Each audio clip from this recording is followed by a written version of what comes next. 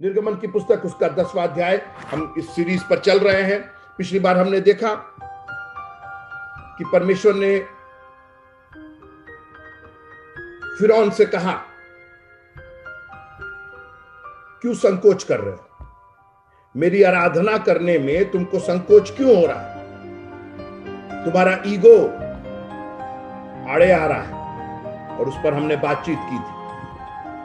आज मैं बात करना चाहता हूं इसी अध्याय पर। ये आखिरी होगा हमारा ये अध्याय का 10वां अध्याय का। फिर अगले संडे हम 11वें अध्याय में आएंगे। लेकिन मैं शुरुआत करना चाहता हूं, आप इसको पकड़े रहिएगा, निर्गमन की पुस्तक उसका 10वां अध्याय। और मेरे साथ आप आइए भजन संहिता उसका 91, भजन संहिता 91, 91, साम 91, साम 91। और उसमें तीसरे पद को साम 91 और उसका पद नंबर 3, भजन संहिता 91 पद नंबर 3। वह तो मुझे बहेलिये के जाल से और महामारी से बचाएगा।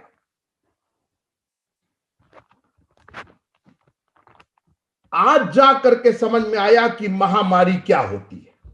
बचपन से लेकर के पिछले साल तक हम केवल सुनते थे कि महामारी होती है। और मैं बार बार सोचता था कि बाइबल में महामारी क्यों लिखे, हम अब कहां महामारी आती है। महामारी तो किसी जमाने में आती थी, 100 साल पहले आई थी। लेकिन देखिए, खुदा का कलाम कल, आज और युगानुयुग एक सा है। कब लिखा गया महामारी के बारे में? आज लोगों को महामारी शब्द सुनाई दिया। हमारे धर्म पुस्तक ने, बाइबल ने बरसों पहले, हजारों लाखों साल पहले लिख दिया कि महामारी आएगी। और यह भी लिख दिया कि वो हमें महामारी से छुड़ाएगा। उसका इलाज भी बता दिया, उससे प्रोटेक्शन भी बता दिया कि only he can deliver us from pandemic. केवल वो, दवाइयों का कोई असर नहीं हुआ इस महामारी में। मर गए लोग, दवाई लगा लगा करके मर गए। अभी भी बहसी चल रही कि वैक्सीन से फायदा होगा कि नहीं होगा। लेकिन बाइबल एक दवाई की बात करती है और उस दवाई का नाम है वह, ही विल सेव यू। लेकिन मेरा विषय है उसके ऊपर वाली लाइन, वह तो मुझे बहेलिये के जाल से बचाएगा। भजन संहिता, इसको पकड़े रहिए, भजन संहिता 124, भजन संहिता 124, साम 124 और वर्ष नंबर 7। भजन संहिता 124 और 7वां पद, साम 124 वर्ष नंबर 7। हमारा जीव पक्षी की नाई चिड़ी मार के जाल से छूट गया, जाल फट गया, हम बच निकले। हा। आपको कहां मिलेगा इतना पॉजिटिव, इतना दिल को सुकून देने वाला? हम तो बहेलिये के जाल से छूट गए। क्यों, कैसे छूटे? कि जाल ही फट गया। उसका जो फंदा था। और आज मैं इसी पर बात करना चाहता हूं। और मुझे पूरा यकीन है कि जितने लोग इस वक्त जुड़े हुए हैं, कहीं ना कहीं हमने बहेलियों को देखा है। कितने लोगों ने बहेलियों को देखा है? जरा हाथ उठाइएगा अपना। कितने लोगों ने बहेलिये को देखा है? क्या बात है! कितने लोगों ने बहेलिये को देखा है? बहेलियों को, जो यंग लोग हैं शायद बहेलियों को नहीं देखे होंगे। लेकिन बहेलिया जो है वो चिड़ियों को फंसाता है। और एक बहुत इंटरेस्टिंग बात यह है कि वो हर चिड़िया का अलग अलग मेरी बात ध्यान से सुनिएगा थोड़ी देर। हर चिड़िए के फंसाने का उसका तरीका बिल्कुल फर्क है। छोटी चिड़िया तो छोटा जाल, बड़ी चिड़िया तो बड़ा जाल। उसको जो चिड़िया पकड़नी है उसी के हिसाब से वो जाल बनाता है। और आज मैं आप सबसे कहना चाहता हूं कि हम सबों के जाल अलग अलग है। हां, बहेलिए का उद्देश्य एक ही है कि कैसे फंसा ले, और फंसा करके वो आपका नुकसान ही करेगा। आपको लालच दे करके, आपकी जो जिज्ञासा है, कई चिड़िया भूखी नहीं होती है लेकिन जाल के अंदर उनको एक कीड़ा दिखाई देता है, वो जिज्ञासा में, क्यूरियोसिटी जिसको इंग्लिश में कहते हैं क्यूरियोसिटी में फंस जाती। और कई बार हम लोग भी क्यूरियोसिटी में अपनी जिज्ञासा, देखें क्या है, एक बार स्मोक करके देखें, एक बार ड्रिंक करके देखें, जिज्ञासा को शांत करने के लिए हम लोग बहेलिए के जाल में फंस जाते हैं। और बहेलियों को मालूम है कि पहले वो आपको नुकसान नहीं पहुंचाता है, नुकसान तो जब आप फंस जाएंगे तब पहुंचाएगा। और इसीलिए कई लोग बहस करते हैं और कहते हैं कि अरे मेरा कोई नुकसान तो हुआ नहीं, ये करने से तो नुकसान हुआ नहीं, वो करने से नुकसान तो हुआ नहीं। बिल्कुल सही बात है। वो बहेलिया है, वो आपको पहले नुकसान नहीं पहुंचाएगा। वो चिड़ीमार है, और चिड़ियों को बहेलिया जाल में फंसाता है, मार नहीं डालता है पहले। और ये एक बहुत पुरानी विधा, बहुत पुरानी टेक्निक है जाल से चिड़ियों को फंसाने की। और आज भी ये टेक्निक इस्तेमाल हो रही, बंदूक गोली सब होने के बावजूद, क्योंकि बंदूक गोली से तो चिड़िया मर जाएंगी, लेकिन कई बार बहेलिया मारना नहीं चाहता है, आपको फंसा देना चाहता है। आइए निर्गमन की पुस्तक में, मेरा विषय निर्गमनी की पुस्तक है, मैंने शुरू जरूर किया है भजन संहिता से, लेकिन पुस्तक निर्गमन है। यहां पर एक बहेलिया है और जिसका नाम है फिरौन। चिड़िया कौन है? मूसा, हारून और इस्राएली लोग। अभी तक अपने हट में उसने इनको जाने नहीं दिया। 7 बार मूसा ने आकर के कहा, परमेश्वर कहता है, यहोवा कहता है, मेरे लोगों को जाने दे ताकि वे मेरी उपासना करें। 7 बार। और फाइनली लोगों ने आकर के फिरौन से कहा, इनके चक्कर में क्यों पड़े हैं, पूरा मिस्र बर्बाद हो गया है आपके हट की वजह से, आपके संकोच की वजह से। और कई बार हमारे और आपके हट और संकोच की वजह से पूरा फैमिली बर्बाद हुआ है। ना आप दुआ करते हैं और ना बच्चों को दुआ में शामिल करते हैं, ना आप दुआ करते हैं ना अपनी वाइफ को दुआ करने देते हैं, ना आप बाइबल पढ़ते हैं और ना अपने फैमिली को पढ़ने देते हैं। एक जन के हट की वजह से, मेरी बात ध्यान से सुनिए, एक जन के ईगो की वजह से, एक जन की सुस्ती की वजह से, एक जन की बेवकूफी की वजह से पूरा का पूरा फैमिली बर्बाद हो जाता है।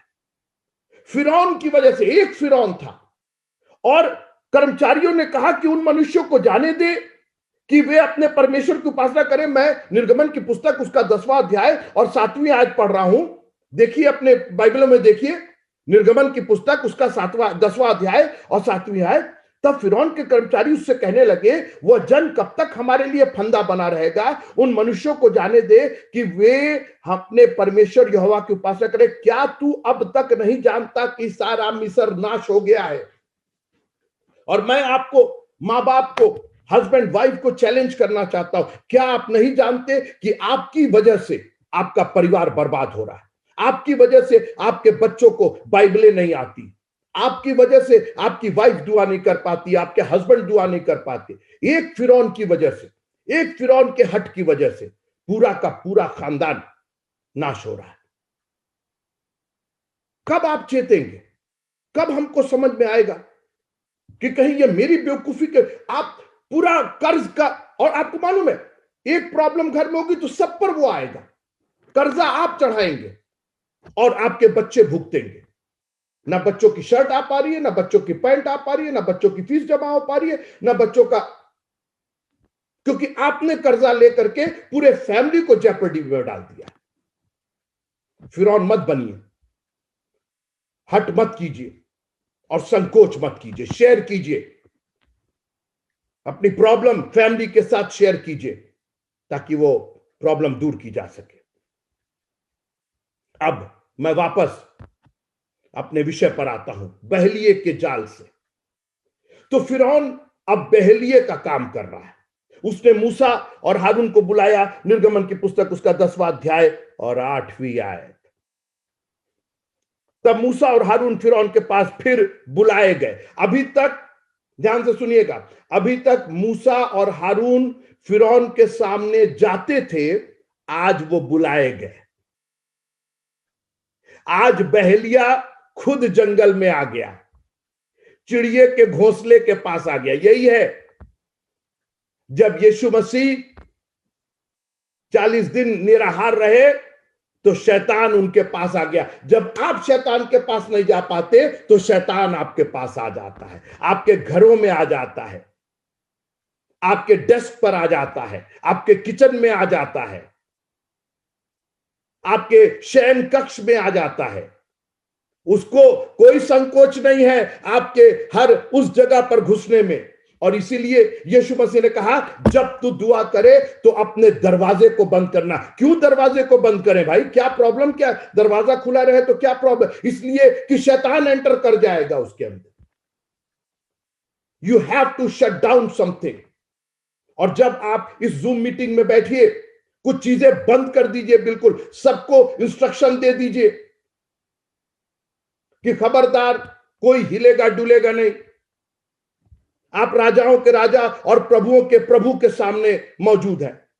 अभी हमने एक वीडियो देखा, प्रधानमंत्री के साथ इतने बच्चे जुड़े हुए थे, सब कायदे से कपड़ा अपड़ा पहन करके बिल्कुल तैयार हो करके। आज हम प्रभु के सामने आते हैं, जुड़े हैं जूम मीटिंग में प्रभु की आराधना करने के लिए। कोई ये पहना, कोई वो पहना, कोई ऐसे लेटा, कोई वैसे बैठा। Don't do that. हम नहीं देख रहे, जरूरत नहीं हमको देख, हम थोड़ी परमेश्वर। If you have come for the Lord, अगर आप प्रभु के आराधना में आए हैं तो इस हिसाब से आइए कि प्रभु आपको देख रहा है। और इसलिए कोशिश कीजिए, नहीं तो शैतान को आपके कमरे में आने में देर नहीं लगेगी। अपने किवाड़ को बंद कीजिए। Make sure that everything is of the room. इस कमरे के बाहर सब बाहर रहो, सारी हमारी सोच बाहर रहे, सारे वो लोग जो डिस्टर्ब, देखिए कमरा क्यों बंद करते? ताकि डिस्टरबेंस ना हो।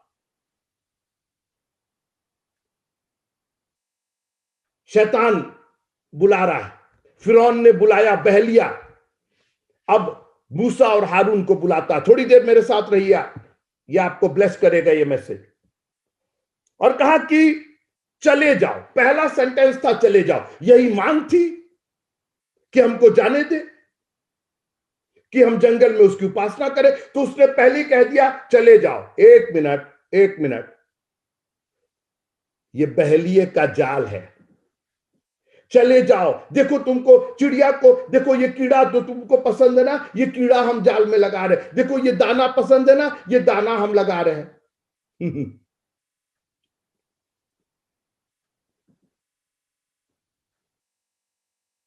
चले जाओ। लेकिन याद रखिएगा, शैतान के जितने भी जाल हैं बगैर शर्त के नहीं है। उसकी हमेशा गंदी सोच और गंदी शर्त होती है जो हमारे लिए नुकसानदायक होती है। इसीलिए परमेश्वर का कलाम कहता है कि जो सोच मैं तुम्हारे लिए रखता हूं वो हानि की नहीं है, क्योंकि जो इब्लीस, जो हमारा शत्रु सोच रखता है, वो हमारे हानि की होती है, क्योंकि वो बहलिए का वो जाल है जो हमको अट्रैक्ट करता है। चौड़ा है वो मार्ग, सरल दिखाई देता है, कौन नहीं चौड़े मार्ग में जाना चाहता है, मगर उसके आखिर में विनाश होता है। तो उसने कहा कि जाओ अपने परमेश्वर यहोवा की उपासना करो। अरे वाह, क्या बात है, क्या बात है। फिरौन तो अब जाने दे रहा है, लेकिन सुनिए, अभी अभी सेंटेंस कंप्लीट नहीं हुआ है, अभी उसकी शर्तें पूरी नहीं हुई हैं। उसने कहा कि परंतु जो जाने वाले हैं कौन कौन है। वाह, क्या बात है। याद रखिएगा, ये कॉम्प्रोमाइज वाला धंधा बंद कर दीजिए। अगर आप प्रभु के मानने वाले हैं तो या तो उसको संपूर्ण हृदय से मानिए या मत मानिए। अरे वो हमारा दूल्हा है मित्रों, आप कितनों की दुल्हन बन करके घूमेंगे? कौन दूल्हा बर्दाश्त करेगा कि उसकी दुल्हन 5 दूल्हों के साथ फिरती रहे? जाने वाले कौन कौन? अरे कौन कौन जाने वाले? मूसा ने कहा हम तो बेटे बेटियों, भेड़ बकरियों, गाय बैलों समेत वरन बच्चों से बूढ़ों तक सब के सब जाएंगे, कोई नहीं रहेगा यहां पर। पहले उसने कहा चले जाओ परमेश्वर की उपासना करो, बहलिए का जाल देखिए। लेकिन मूसा को समझ में आ गया ये ट्रैप है, कौन कौन जाएंगे। तो कहता है, फिरौन कहता है, उसने इस प्रकार उनसे कहा यहोवा तुम्हारे संग रहे, जबकि मैं तुम्हें बच्चों समेत जाने देता हूं। देखो तुम्हारे आगे की बुराई है। नहीं, ऐसा नहीं होने पाएगा, तुम पुरुष ही जा। क्यों भाई? अभी तो कह रहे थे जाओ यहोवा की उपासना करो, लेकिन जब मैंने अपनी शर्त लगा दी कि सब के सब जाएंगे, तो उसकी तो गंदी सोच थी ही। उसने कहा ना ना ना ना ना ना, खाली पुरुष पुरुष जाओ, क्योंकि तुम्हारा मन तो तुम्हारे बच्चों में, तुम्हारी स्त्रियों में लगा हुआ है। तुमको तो बच्चों का ट्यूशन देखना है, तुमको तो बच्चों का जूम का क्लास देखना है। हाँ, तुम जाओ, बच्चों को रहने दो यहां पर, बीबी को रहने दो यहां पर, पत्नियों को रहने दो यहां पर। बहलिए का जाल है, ये कॉम्प्रोमाइज कर रहे। उसने एक पासा फेंका, एक जाल फेंका, बोला कि केवल पुरुष जाओ। अच्छा ठीक है सर, हम लोग चले जाते हैं। अच्छा भाई तुम नहीं चलोगी चर्च? तुम नहीं आओगी चर्च? बच्चे तुम लोग नहीं आओगे? नहीं पापा, आज हम लोग की पिकनिक है, आज हम लोग के साथ फलाने जा रहे हैं। अच्छा बेटा जाओ, चर्च मत जाओ। ये कॉम्प्रोमाइज करना बंद कीजिए। जब तक बच्चे आपके अंडर में हैं, जो चीज आपके अधिकार में है, मेहरबानी से वो सब के सब प्रभु के सामने आएंगे। 2 बार उसने कॉम्प्रोमाइज करने की कोशिश की। मैं आता हूं 24वीं आयत पर, निर्गमन की पुस्तक उसका 10वां अध्याय और 24वीं आयत। तब फिरौन ने मूसा को बुलाकर कहा तुम लोग जाओ, यहोवा की उपासना करो और अपने बालकों को भी संग ले जाओ, केवल अपनी भेड़ बकरी और गाय बैलों को छोड़ जाओ। आहा हा, क्या बात है, क्या बात है। अपनी नौकरी मत छोड़ना, प्रभु के पीछे चलना है ना, तो फुल टाइम क्यों प्रभु के सामने चलोगे? ये गाय बैल तो उनकी नौकरी थी, रोजी रोटी थी ना उनके। तो फिरौन ने कहा कि ठीक है, बाल बच्चों को भी ले जाओ। आप देखिए बहलिए का जाल देखिए। लेकिन भजन संहिता 124 ने लिख दिया कि हम तो बच गए, क्योंकि जाल फट गया। जाल तहस नहीं। देखिए जाल जब फट गया तो वो जाल नहीं, फिर वो जाला हो गया फिर वो किसी मतलब का नहीं है। हमारे प्रभु ने हमारे विरोधी का, हमारे दुश्मन का जाल फाड़ करके रख दिया, हमें निकाल दिया। वो जो जाल मृत्यु का जाल था, 3 दिन के बाद वो जी उठा, उसने पत्थर को लुढ़का दिया, वो जाल फट गया, हम बच गए। जो फंदा उन्होंने लगाया था, फिरौन कॉम्प्रोमाइज करने की बात कर रहा है, आधी अधूरी तरीके से प्रभु की सेवा कर रहा। और आज भी हमारे पास शैतान हमारी नौकरियों का वो वास्ता दे करके, हमारे परिवार का वास्ता दे करके, दुनिया की चीजों, और कई बार हम खुद नहीं समझ पाते कि हम कैसे इसको हैंडल करें, जिसको एक वर्ड है धर्म संकट में हम पड़ जाते। क्या करें? प्रभु की फुल टाइम में जाए, प्रभु की संपूर्ण मन से आराधना करें कि आधा अधूरा आराधना करें। मित्रों, मैं आपको चैलेंज करना चाहता हूं, अगर फिरौन के चंगुल से निकलना है तो सब कुछ आपका जाना चाहिए। और सुनिए मूसा का उत्तर क्या था। इसलिए मूसा ने कहा, तुझको हमारे हाथ मेल बलि और होम बलि के पशु भी देने पड़ेंगे, जिन्हें हम अपने परमेश्वर यहोवा के लिए चढ़ाएं। इसलिए हमारे पशु भी हमारे संग जाएंगे। हमको इतना अच्छा लगता है ये सेंटेंस, सुनिएगा, उनका एक खुर तक ना रह जाएगा। आहा हा हा, क्या बात है। लीडरशिप हो तो मूसा जैसी लीडरशिप हो। अपने घर के अगर लीडर बनना है तो ये दुचित्तापन, ये ढुलमुल नीत, ये थाली का बैगन होना छोड़ दीजिए और कहिए कि if I am going to worship God, I am going to worship with everything that I have. सब चीज तेरे लिए कुर्बान है। अभी हमने गीत गाया, सब मैं देता हूं। ये आधे अधूरे तरीके से, कभी बच्चों को छोड़ दो, कभी पशुओं को छोड़ दी, ये क्या तरीका? दे आर ऑल माइन, ये सब हमारे हैं, हमने कमाया है, ये जिंदगी मेरी है, ये बच्चे मेरे हैं, ये वाइफ मेरी है, ये हस्बैंड मेरा, ये परिवार मेरा। अच्छा, इनको बर्बाद कर दो, हम बच जाए, ये बर्बाद हो जाए। कोई नहीं, जो मेरे अधिकार में है, जो मेरे घराने में। यहोशू ने कहा कि तय कर लो कि तुम किसकी सेवा करोगे, क्योंकि हम अपने घराने समेत प्रभु की सेवा करेंगे। प्रभु हमारे साथ रहे, हमें बुद्धि और ज्ञान दे कि संपूर्ण हृदय से प्रभु के पास आए, पूरे दिल और दिमाग से आए। मित्रों, आप हमसे ज्यादा काम आपके पास नहीं होगा, हमसे ज्यादा एंगेजमेंट आपके पास नहीं होगा, लेकिन जब मैं प्रभु की सेवा करता हूं, जब मैं प्रभु के पास, एवरीथिंग, मेरा फोन तक ऑफ रहता है। मैं तो फोन का तार ही, यहां पर तो लैंडलाइन होती है, मैं फोन का तार ही निकाल देता हूं। कई बार बड़े इंपॉर्टेंट कॉल होंगे, हमारे खुदावंत से इंपॉर्टेंट कुछ नहीं।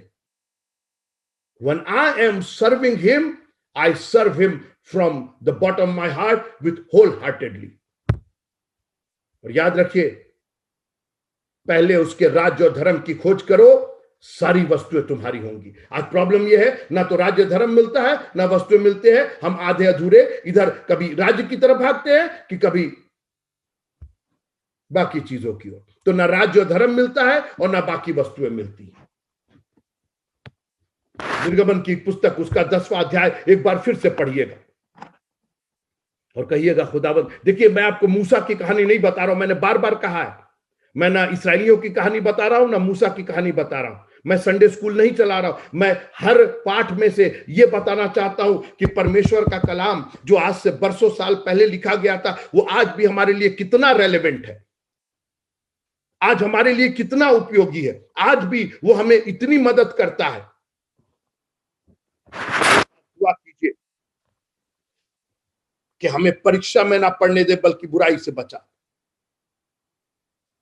फिरौन मूसा को परीक्षा में डालना चाहता था। पुरुष लोग जाओ, स्त्री रह जाए, बच्चे रह जाए। फिर कहा बाल बच्चों को ले जाओ, स्त्रियों को ले जाओ, गाय बैल रहने दो। परीक्षा में डाल दिया। उसने सोचा, हाँ यार, गाय बैल ले जाके क्या करेंगे, कम से कम फैमिली तो निकल जा रही ना, बाकी चीज क्या लेकर के जाएंगे, सब छोड़ दो। मित्रों, दुआ करिए, हमें बुराई से ना बचा, हमें परीक्षा में ना पढ़ने दे, बल्कि बुराई से बचा। क्यों बचा?